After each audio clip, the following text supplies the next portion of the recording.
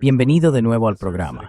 Hoy nos acompaña el profesor Sergei Karaganov, presidente honorario del Consejo de Política Exterior y de Defensa. Gracias por venir. Usted, por supuesto, ha sido asesor de las élites políticas rusas durante décadas. Escribió discursos para Brezhnev y asesoró a Gorbachev. Fragmentos de discursos, fragmentos de ellos. También asesoró a distintos presidentes, desde Gorbachev hasta Yeltsin, y por supuesto también al presidente Putin. Se podría añadir que ha tenido mucha influencia en los últimos años en el impulso de las ideas que sustentan la Asociación de la Gran Eurasia. Además, ha sido un defensor de reducir el umbral para el uso de armas nucleares, algo que, ha influido en cambios de política. Así que, como siempre, muchas gracias por volver al programa. Es un placer, sobre todo porque soy admirador tuyo y siempre leo tus artículos. Gracias. Bien, vi una entrevista reciente que hiciste con los medios alemanes y tenía algunas preguntas adicionales que quería hacerte. Pensé que un buen punto de partida podría ser cómo evalúas la seguridad de Rusia en estos días. ¿De dónde crees que provienen las principales amenazas para la Federación Rusa?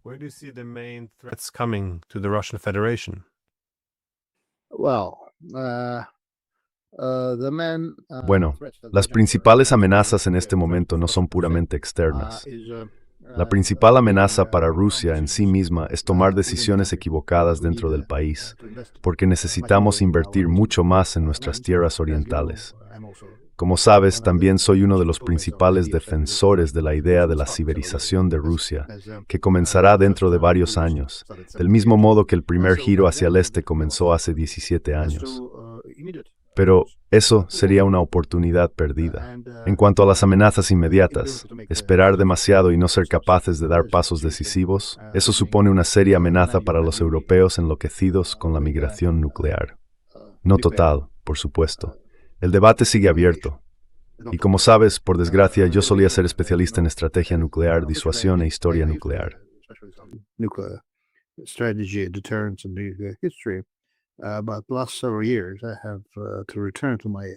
En los últimos años he tenido que volver a mi profesión anterior. Han estado promoviendo la idea de reducir los umbrales nucleares y también la necesidad de reforzar o recuperar la disuasión nuclear, que en gran medida había desaparecido, o la amenaza de las armas nucleares se había desvanecido en muchos lugares, especialmente en Europa. Pero como el futuro parecía demasiado lejano, la gente se volvió complaciente y cansada. Ahora, el desafío inmediato sería lograr un acuerdo de paz y luego una reanudación de la guerra. La única manera de evitarlo es reforzar nuestra dependencia de la amenaza nuclear. Y no hablo de disuasión, sino de la amenaza en sí, porque nuestros vecinos europeos, por desgracia, han perdido la cabeza. Como digo y escribo, tanto en círculos abiertos como cerrados, solo pueden volver en sí ante una amenaza física.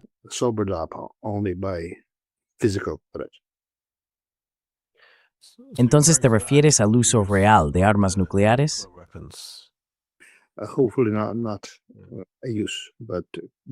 Esperemos que no llegue a un uso real, pero estamos muy cerca de ello.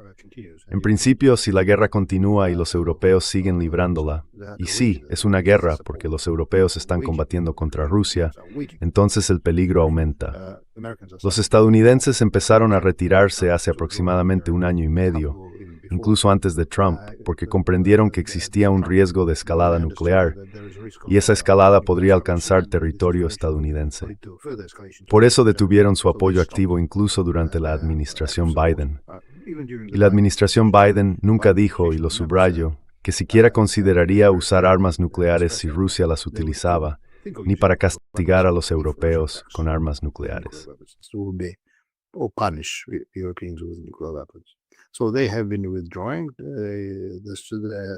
Así que han estado retirándose. Esta tendencia se intensificó durante la época de Trump y ahora se están echando aún más atrás, aunque la situación sigue abierta. Si la guerra continúa, tarde o temprano, y preferiblemente más pronto que tarde, tendremos que subir la escalera de la escalada hasta el punto final. Y si la guerra se reanuda, usaremos armas nucleares. No hay ninguna duda al respecto. Por cierto, muy poca gente ha notado un cambio muy significativo en la política rusa. El presidente Putin ya ha dicho 2 o 3 veces que si Europa ataca o si hay una guerra contra nosotros, no habrá Europa. No quedará nadie con quien hablar en Europa. Lo ha dicho 2 o 3 veces y fue el paso correcto. Por desgracia, estos locos siguen adelante.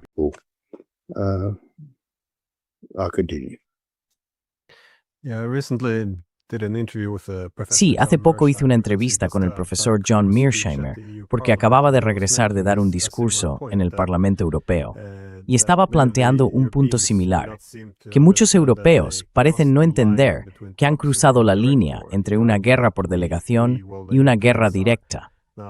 Sostenía que nosotros, los europeos, estamos ahora librando una guerra directa y que por esa razón la escalada es muy peligrosa y podría descontrolarse. Pero, ¿ves también crecer la amenaza de una guerra nuclear real? Porque ya sabes, Rusia tiene el Oreshnik y otros pasos intermedios si quiere avanzar en esa escalada.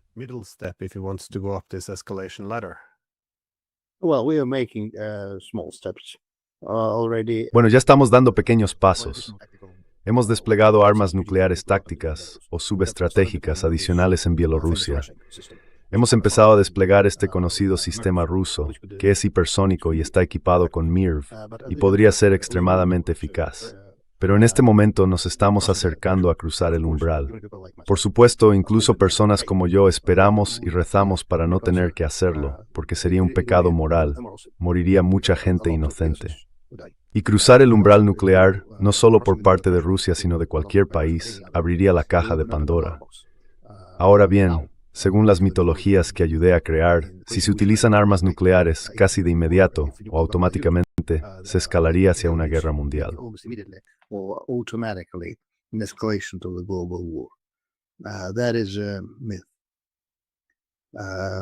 Eso es un mito. Pero de nuevo, por razones morales, espero que los europeos, los líderes europeos, entre comillas, porque realmente no podría llamarlos líderes, recapaciten, ya sea por sí mismos o por la presión de sus poblaciones. Pero en este momento vemos que la población de la mayoría de los países europeos está cada vez más envenenada por una propaganda antirrusa virulenta. Quiero decir, hasta el punto de que los europeos están siendo adoctrinados a diario. Se les dice que la guerra comenzará de inmediato, inevitablemente, en 5 o 4 años, lo que sea. Eso significa que en principio entienden muy bien que nosotros no iniciaríamos una guerra. No hay ningún interés por parte de Rusia en intentar conquistar un pedazo del desguace.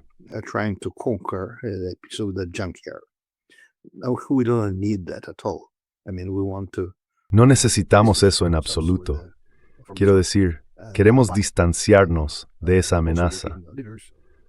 Pero la mayoría de los líderes europeos, aunque por supuesto algunos ya están dejando todo eso atrás, están diciendo a sus poblaciones que la guerra es casi inevitable, que comenzará a finales de la década o alrededor de 2030. Están preparando a sus poblaciones para la guerra, y eso es peligroso. Así que esa es la principal amenaza por el momento. Pero el desafío es que podrían no aprovechar esta gran oportunidad para volver a donde nuestra fuerza moral, económica y política ha estado desde el siglo XVI. Es decir, avanzar hacia Siberia, que es la tierra del futuro.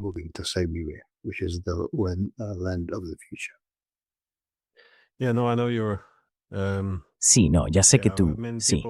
Quiero decir, la gente asume que el giro de Rusia hacia el este es un giro hacia China, pero tú señalas que en realidad es un giro de vuelta a Rusia, al corazón de Rusia. Lo cual sería, ante todo quiero decir, el primer giro hacia la CADE, hacia el este.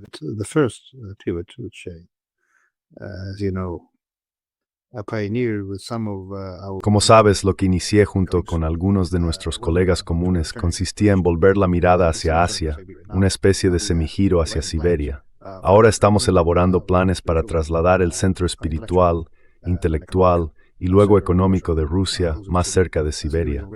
Siberia ya es una de las zonas más escasamente pobladas del mundo. Viajo allí con más frecuencia ahora, y es fantástico. Las ciudades son magníficas, la vida intelectual está en pleno auge. El problema es que necesitan más gente, y tenemos que idear una estrategia compleja para regresar a Siberia. También debemos redefinir nuestra identidad. Rusia espiritualmente nació, o fue influida políticamente, por el sur, no por Occidente. By influences from the south, not from the west. We got our allegiance. Recuperamos nuestra lealtad, el cristianismo, el judaísmo, el islam del sur y el budismo, también una religión popular aquí en el sudeste. Nuestro sistema político, aunque se desarrolla a su propio ritmo, ha sido un hijo pródigo, o hija, lo que sea, del imperio de Genghis Khan. Y ahora tenemos que reconocerlo, porque fue el mayor imperio que ha existido en el mundo. Saquearon Rusia, pero no la destruyeron. Te hacen este sistema político vertical y una apertura cultural y religiosa increíble. Eso creo es uno de los rasgos principales del carácter y la identidad nacional rusos. Somos cultural, religiosa y racialmente extremadamente abiertos. Race, extremely open. I think we are the most open country in the world. Creo que somos el país más abierto del mundo, y esa es la fuente de nuestra gran fortaleza. Cuando regresamos a Siberia, emprendimos nuestro viaje siberiano en el siglo XVI y alcanzamos plena velocidad en los siglos XVI y XVIII. Eso salvó a Rusia, porque probablemente Rusia no habría sobrevivido en la llanura de Europa del Este, atacada constantemente desde el sur por los otomanos y otros, y desde el oeste. Pero cuando obtuvimos los recursos de Siberia, nos hicimos más fuertes. Y los siberianos, como decimos, representan lo mejor del carácter ruso, persistente, fuerte, culturalmente abierto, autóctono y emprendedor. Así que eso es lo que queremos decir cuando hablamos de regresar a casa, la idea de la siberización de Rusia.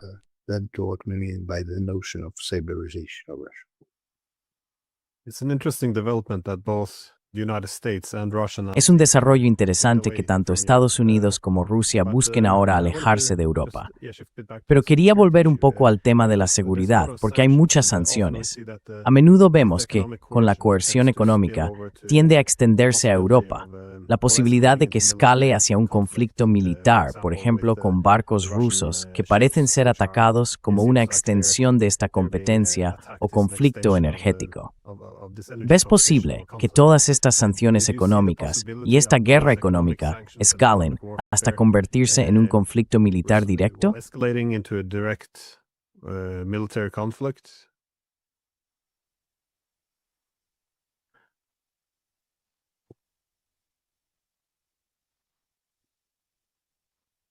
Lo siento, estás con Chuy. Um, De nuevo los piras resets y Torg. In the open sea. sorry, just one second. Sidana, Lintiu, se queda congelada después de que fuera la pregunta. ¿Está bien si corto esa parte y empiezas de nuevo? La imagen y la voz se congelaron. Yeah, so I mean, Europeans are. Sí, bueno, quiero decir, los europeos han vuelto a su vieja costumbre de practicar una piratería masiva, y los piratas deberían ser castigados. Mucha gente que conozco dice que si continúan, deberíamos empezar a castigarlos, atacar sus barcos y sus puertos. Y si roban nuestras reservas, la mejor manera sería con armas nucleares, solo una salva, y luego exigir la devolución de los bienes robados, con un interés, digamos, del 200%. Ellos lo harían, pero no queremos eso, porque de nuevo, eso implicaría la posibilidad de armas nucleares, y eso es un pecado. Using nuclear weapons, and that is a sin. Bueno, ahora mismo hay mucha atención en Rusia en restaurar su capacidad de disuasión, que se ha visto debilitada durante esta guerra por poderes. Hay mucha presión en Moscú estos días para responder con más contundencia hacia los europeos. Sí, No hay duda. When I started the debate, en Universidad Terres Miniheri debate es unos 3 años, un poco menos, está a seguir minoría, en hoy está absoluta, en una turbulencia abrumadora. overwhelming majority. Bueno, gran parte de la crisis que tenemos hoy parece provenir de las decisiones tomadas en la década de 1990, principalmente del fracaso a la hora de desarrollar una arquitectura común de seguridad europea. ¿Ves alguna esperanza? Porque ahora Estados Unidos, en su Estrategia Nacional de Seguridad más reciente, habla del fin de la expansión de la OTAN, y muchos dudan del futuro de la propia OTAN, ya que esta arquitectura de seguridad posterior a la Guerra Fría parece estar tambaleándose. ¿Crees que hay alguna posibilidad de restaurar o corregir algunos de los errores de los años 90? Quizá revivir la idea de un hogar europeo común, ¿o esos tiempos han desaparecido por completo? I was one of the authors of the idea of common European. Fui uno de los autores de la idea de un hogar europeo común y de una arquitectura de seguridad paneuropea. También convencí al presidente Yeltsin para que solicitara la adhesión a la OTAN. No presentó una solicitud formal, pero habló de ello con líderes estadounidenses y europeos, y la petición fue rechazada. Pero cuando comenzó la expansión de la OTAN, quiero decir, se había cruzado el Rubicón. Finalmente se cruzó tras la violación de Yugoslavia en 1999. Desde entonces hemos ido descendiendo por esta pendiente resbaladiza.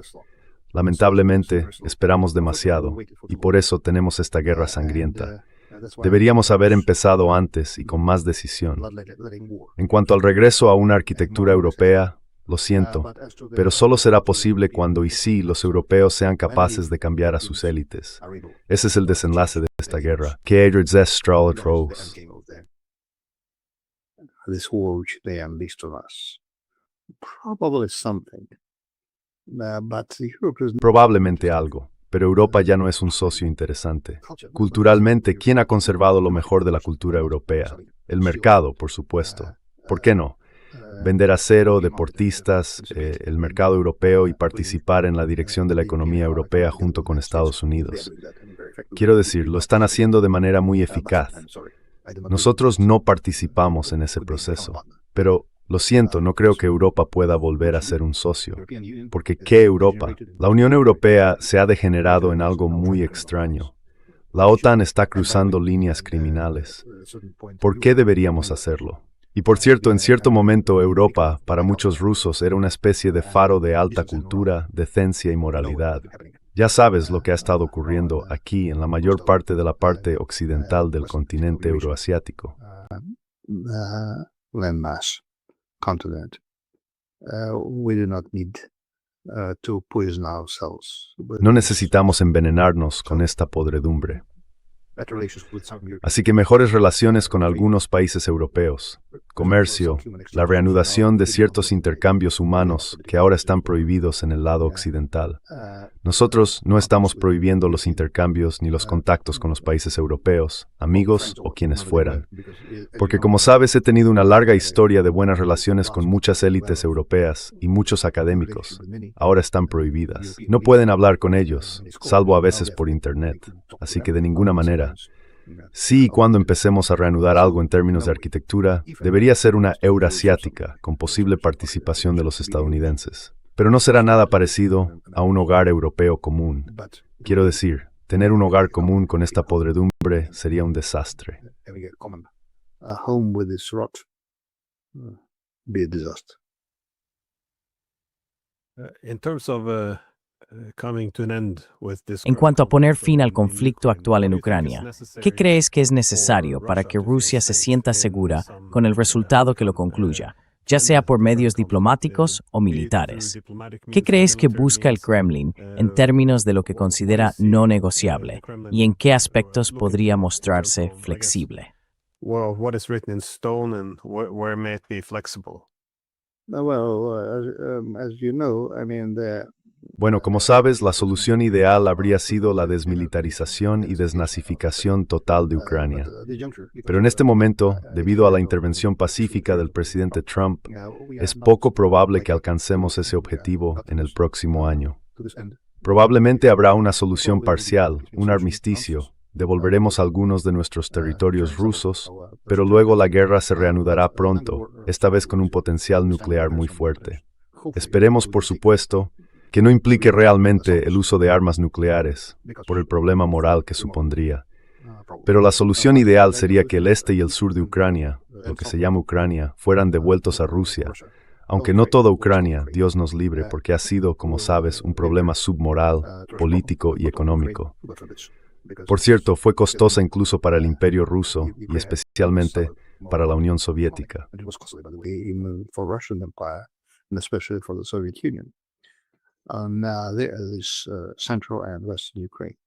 Ahora bien, está Ucrania central y occidental, y no la necesitamos. Sería demasiado costoso y desviaría nuestra atención del camino correcto de desarrollo que está en el este y el sur. Con suerte, sin recurrir a armas nucleares, lograremos algún tipo de acuerdo de paz. Pero la paz no podrá llegar hasta que los europeos decidan deshacerse de ese extraño grupo de personas que se hacen llamar las élites europeas. No es algo oficial, es el desenlace final, un cambio de regímenes. Porque ahora la mayoría de los países europeos están gobernados por lo que yo llamo hienas enloquecidas, y están completamente fuera de sí. Han perdido, quiero decir, el sentido de la historia, el sentido de la seguridad, el amor por su pueblo, el sentido de la dignidad.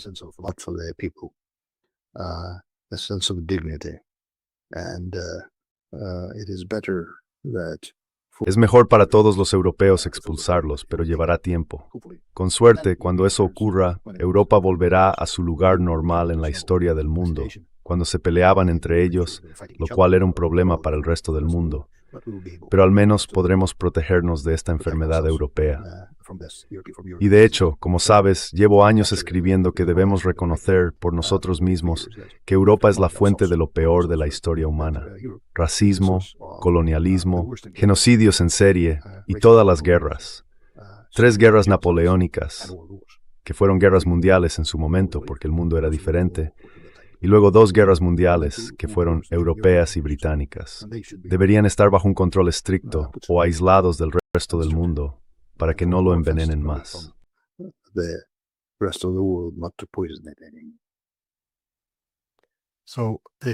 Entonces, si Ucrania se requiere restaurar la neutralidad, hacer concesiones territoriales y un cambio de régimen, también ves la necesidad de un eventual cambio de régimen en Europa.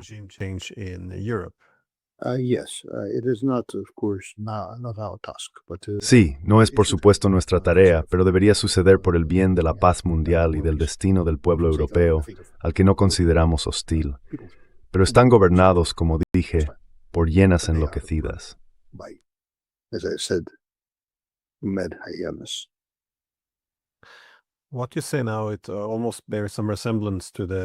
Lo que dices ahora casi se asemeja a la estrategia de seguridad nacional de Estados Unidos, porque ellos también culpan al liderazgo europeo de empujar a Europa hacia un borrado civilizacional. Defiende fomentar la oposición para deshacerse de muchos de los gobiernos actuales. Pero déjame hacerte una última pregunta, porque parece que estamos en una fase muy peligrosa al final de esta guerra. El ejército ucraniano parece estar desmoronándose, y los europeos, en esencia, tienen 2 opciones. Pueden aceptar una derrota humillante o escalar el conflicto. Parece que incluso podrían considerar entrar directamente en la guerra.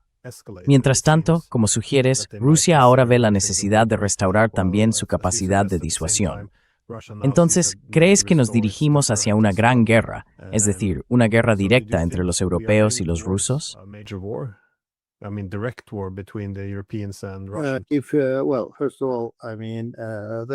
Bueno, ante todo quiero decir que, como he dicho, habrá una solución parcial por el momento, porque el presidente Trump quiere la paz, y le aplaudo por ello, pero en realidad nos impide alcanzar una victoria final o decisiva. Así que habrá una solución parcial. Eso es todo lo que veremos. Si los europeos se unen a la guerra, el problema quedará resuelto. Estaremos en guerra con los europeos.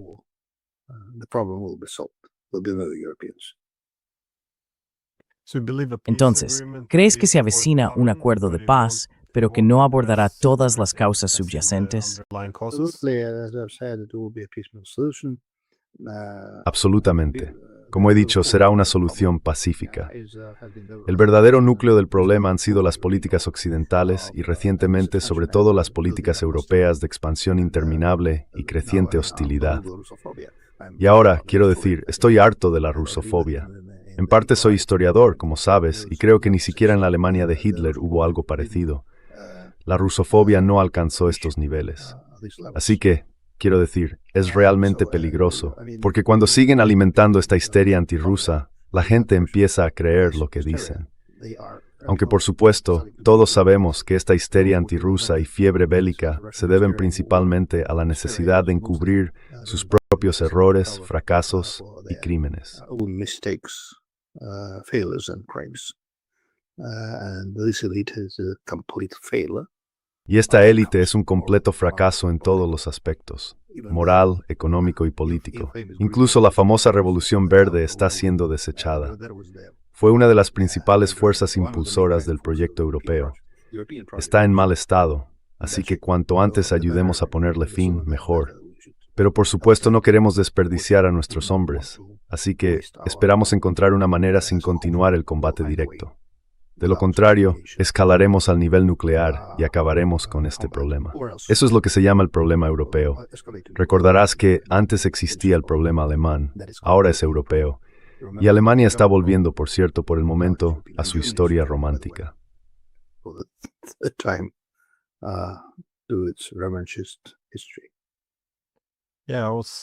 Sí, iba a preguntar sobre eso también. De hecho, si puedo colar una última pregunta.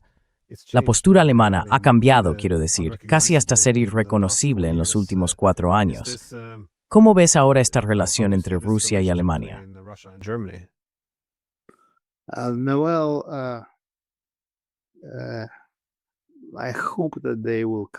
Espero que entren en razón.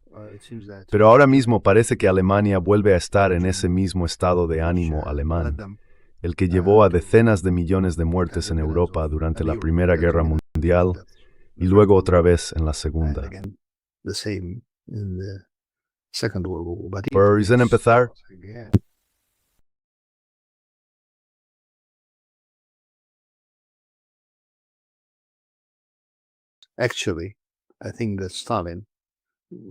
En realidad, creo que Stalin cometió algunos errores geopolíticos. Era un hombre decidido e inteligente, pero un geopolítico muy débil. Y cometió un gran error cuando bloqueó, creo que fue el Plan Morgenthau, la idea de dividir Alemania en muchos pequeños estados. Esa habría sido una mejor solución. Quizá volvamos a eso, porque Alemania vuelve a convertirse en un problema para Europa y también para el mundo.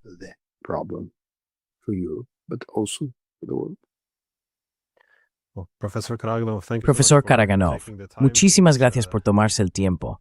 Es extraordinario cómo hemos acabado en una situación así en tan poco tiempo. Así que, muchas gracias.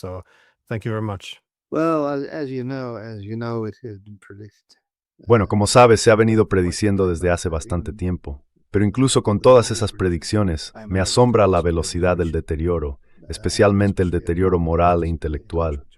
Y por supuesto, nosotros los rusos también cometimos algunos errores. Uno fue la complacencia y el segundo fue que permitimos el debilitamiento de la disuasión nuclear. Fue un proceso objetivo, pero no tuvimos una política activa para sostenerla. Ese es también nuestro pecado, porque la disuasión nuclear ha estado salvando al mundo durante 60 o 70 años. Pero luego la gente se volvió complaciente, se olvidó de ello. También hubo esfuerzos serios por parte de los estadounidenses y de algunos europeos para socavar la disuasión, para socavarla moralmente, porque los estadounidenses no necesitaban la disuasión nuclear durante un tiempo.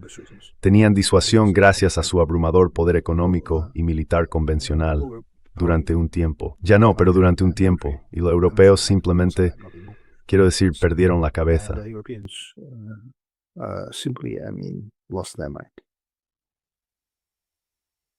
Bueno, Rangwas den Tal. Pero no todos los europeos, señor presidente. Según tengo entendido, todavía hay muchas personas de buena voluntad y europeos brillantes. Creo que algunos países de Europa, especialmente en el sur y el centro de Europa, pronto entrarán en razón, o ya están entrando en razón, y se unirán a la gran Eurasia.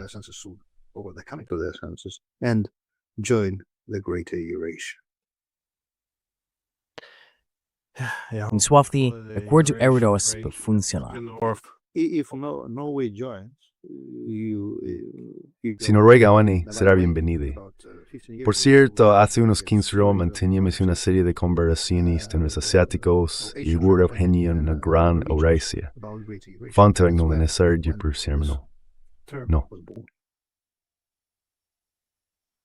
No. Bueno, gracias, Glenn. Bye bye. Adiós, adiós. Que tengas una buena noche.